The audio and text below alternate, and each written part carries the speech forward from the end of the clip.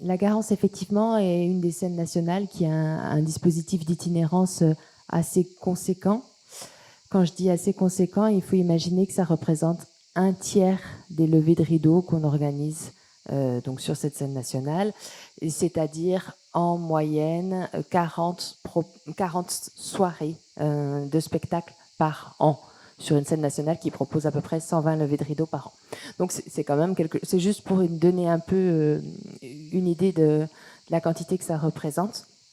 Et c'est un dispositif qui existe depuis plus d'une quinzaine d'années, qui s'appelle donc les nomades. Par rapport à, me viennent d'abord des réflexions par rapport à ce qu'on s'est dit. La première, c'est que je pense qu'on pense, qu'il nous est permis de penser l'itinérance différemment quand on a par ailleurs un lieu et quand on n'en a pas. Donc nous, c'est effectivement une itinérance qui se pense en complémentarité avec une programmation qui est aussi en fixe dans un théâtre à Cavaillon. Voilà. Notamment, ça nous permet de faire des choix sur les propositions artistiques en itinérance, qui sont des choix de propositions faites, pensées pour l'itinérance. Voilà. Je vais revenir dessus après. Donc ça, c'est une chose. Et puis une autre chose qu'on s'est dit sur cette question de l'autonomie. Personnellement, je crois beaucoup plus en l'interdépendance qu'en l'indépendance. Et notre stratégie à nous, ça sera plutôt celle du Bernard l'Ermite. C'est-à-dire d'aller travailler avec et d'être constamment en construction d'écosystèmes partenariaux.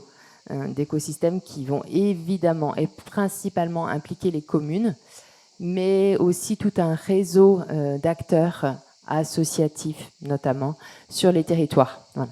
Donc, on n'arrive pas, même en tant que structure, voilà, et même en tant que structure labellisée, même en tant que scène nationale, on n'arrive pas dans une stratégie de diffusion autonome du tout.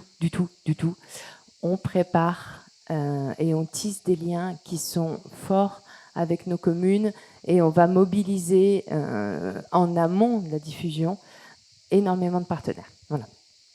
Donc, les nomades, ce sont à peu près 17 communes partenaires qui sont partenaires de la Garance sans aucune injonction politique. Et ça change aussi beaucoup. C'est-à-dire que ce n'est pas un dispositif d'itinérance qui se construirait, par exemple, à l'échelle d'une agglomération qui leur est demandée. Voilà. Donc, c'est des communes qui sont volontaires pour être partenaires. On est limité à 17 et on a beaucoup de demandes. On est limité à 17. Pourquoi ? Parce que c'est quand même un engagement qui est assez fort pour nous comme pour les communes. C'est sur un principe de co-réalisation, donc 50-50, hein, avec une limite forfaitaire qui est de 2300 € pour la commune. Donc un projet qui, par date, doit coûter moins de 4600 €. Ça paraît énorme comme ça déjà, par rapport à certaines formes d'itinérance qui existent. Ça chiffre vite, en fait, pour peu qu'il y ait un peu de technique. Et que l'engagement aussi qu'on demande aux communes, c'est d'accueillir au moins 2 propositions par saison. Voilà. Pour pas être dans une forme de saupoudrage territorial, mais essayer de tisser des liens qui soient les plus forts, les plus continus possibles avec ces communes et ces habitants. Et d'ailleurs, on va travailler en itinérance exactement comme on travaille en salle à la Garance, c'est-à-dire en associant différents types d'actions culturelles. Si je prends par exemple une tournée qu'on accueille sur la saison prochaine de Corps Sonore Junior, qui est un super spectacle, qui est en ce moment à la Chartreuse, eh ben, il va jouer aussi en itinérance dans les villages et il va aussi jouer dans les salles de classe.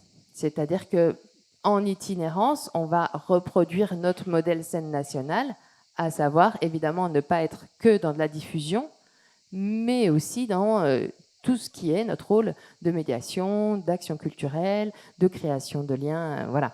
Donc les 2/3 des représentations qu'on va jouer de Corps Sonore Junior seront dessinées exclusivement et se joueront dans des salles de classe. Voilà. Donc la programmation, voilà, dire ça, bien sûr. Et de la même manière, une des 3e missions des scènes nationales, c'est la création. Et là, pareil, on va travailler aussi la question de la création en itinérance, en tout cas sur les territoires, avec un dispositif de résidence qui s'appelle les résidences au vert, sur lesquelles on va accompagner des artistes qui vont aussi créer en itinérance. Pourquoi je vous dis tout ça? Parce que je pense qu'au moment où le dispositif Nomade s'est créé, donc il y a une quinzaine d'années, on était vraiment dans une logique qui était celle de l'époque, à savoir, on va amener un théâtre aux habitants. Voilà. Donc c'était vraiment, on va... Et le but, le critère de réussite de ce dispositif était quand les habitants entraient dans les salles des fêtes, dans leur salle des fêtes, et disaient ah, c'est fou, vous avez construit un théâtre, quoi.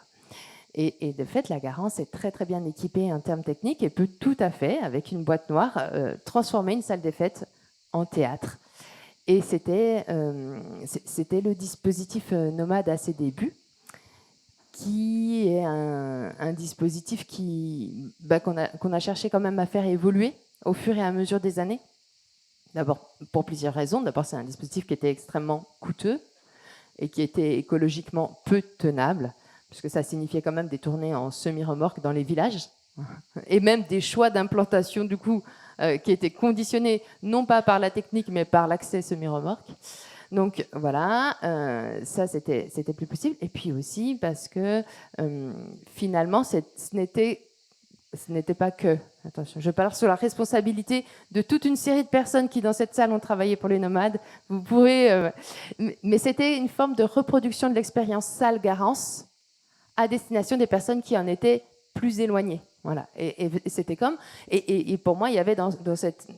Encore une fois, dans une pensée de l'époque, quelque chose qui était peut-être encore une forme de paternalisme, c'est-à-dire on va aller prêcher, alors non pas la bonne parole, mais la bonne culture, et donc on va reproduire l'expérience de la venue à la Garance à des personnes qui, pour des raisons de mobilité, d'éloignement, en sont plus éloignées. Et je crois que depuis plusieurs années maintenant, c'est une pensée qui est en train d'évoluer, voilà, pour aller plutôt s'intéresser à la richesse des territoires sur lesquels on souhaite travailler, et non plus à leur manque de structure, mais bien à leur richesse patrimoniale, leur richesse naturelle, la richesse de tous les lieux qu'on peut investir, parce que je crois qu'il y a de plus en plus de formes artistiques qui proposent ces nouvelles esthétiques, qui se créent et se pensent pour ces lieux non dédiés, et que c'est des formes artistiques qu'il est important d'accueillir, que par ailleurs on a une super salle, donc si on veut faire des projets en frontal, en salle, en boîte noire, en fait on peut le faire, et c'est pas la peine forcément de les faire dans les villages, et qu'il y a dans les formes qu'on accompagne aujourd'hui, il va y avoir aussi évidemment des formes qui se jouent un peu de ça et qui proposent des nouvelles interactions entre les artistes et les spectateuristes, et que ça c'est des choses qui m'intéressent.